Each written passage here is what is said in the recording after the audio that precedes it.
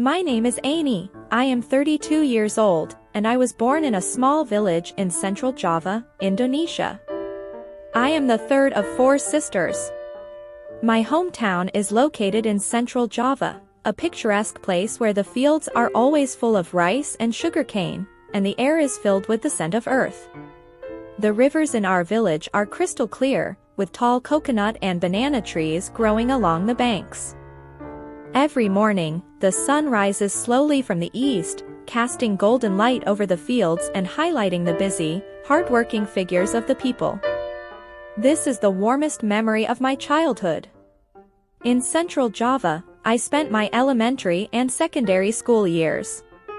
The school was not far from home, so I walked to school every day, passing familiar faces of our neighbors along the way.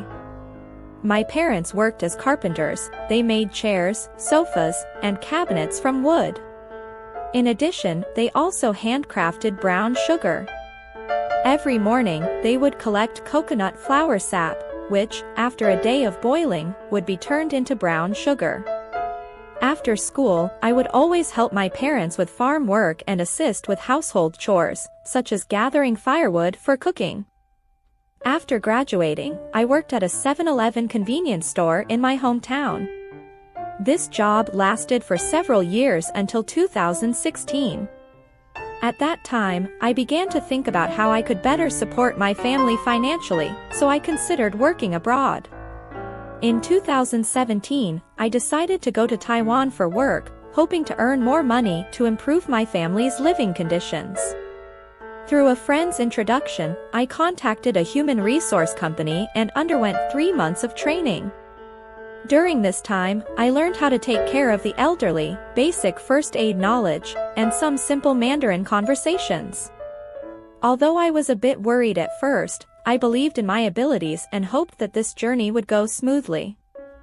When I first arrived in Taiwan, I was assigned to Nantou to care for an 82-year-old grandmother who had recently undergone head surgery due to a fall. She had difficulty moving and needed assistance with almost everything in her daily life. The environment in Nantou was different from my hometown, but it was equally peaceful, surrounded by mountains and fresh air. I lived there for 4 years, taking care of the grandmother's daily needs. During this time, we developed a deep bond. She almost became like family to me. Every morning, I would prepare breakfast for her, chat with her, and listen to her stories about her younger years. It felt like I was taking care of my own grandmother. In 2021, I decided to return to Indonesia to marry my boyfriend of 8 years. He is 2 years older than me and works as a fruit merchant. Our relationship remained strong despite the distance, thanks to regular phone and video calls.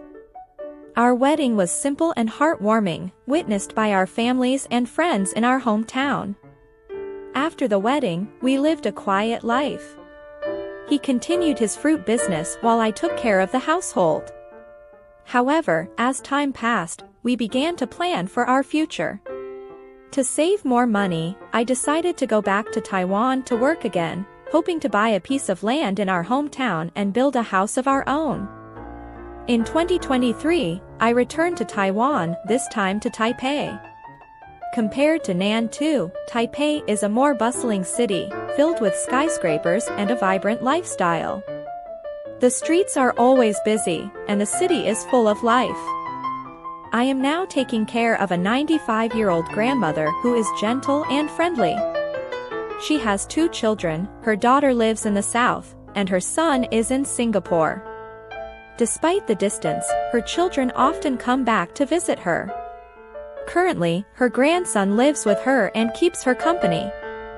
Every morning, I wake up early to buy breakfast and groceries for the grandmother. She usually wakes up around 10 a.m., and I first check her blood pressure before serving her breakfast. The rest of the day, I stay busy with household chores, including laundry, cleaning, and tidying up the rooms. In the afternoon, after her nap, I prepare a simple lunch for her. Every evening at 7, when her grandson comes home, we have dinner together. The family atmosphere is warm and harmonious, making me feel the warmth of a home. The grandmother in Taipei is very independent despite being 95 years old. She still insists on handling as much as she can by herself, which I find truly admirable. My impression of Taiwan is that it is a friendly and welcoming place. Although there are some language barriers, people here are always patient and willing to help. Taiwan's natural scenery is also very beautiful, especially the night views in Taipei, which are dazzling and mesmerizing. Furthermore, Taiwan's healthcare system gives me great peace of mind, as the grandmother's health issues are well taken care of, allowing me to focus on my work. As far as I know, there are many Indonesian workers in Taiwan today, including female workers like me and many male workers. Female workers primarily engage in family caregiving roles, while male workers are mostly involved in factory or construction work. Regardless of gender, we all hope to work hard to provide a better life for our families and contribute to Taiwanese society. Looking back on my experiences over the past few years, I feel a sense of special achievement. Although leaving my hometown and family was not easy, my work in Taiwan has taught me many things and reminded me of the importance of perseverance and hard work. I am very grateful to everyone I have met in Taiwan. Their kindness and acceptance have made me feel at home in a foreign land. In the future, I hope to continue working hard, so my husband and I can fulfill our dreams, return to our hometown, and live the life we have always dreamed of. This is my story from Indonesia to Taiwan.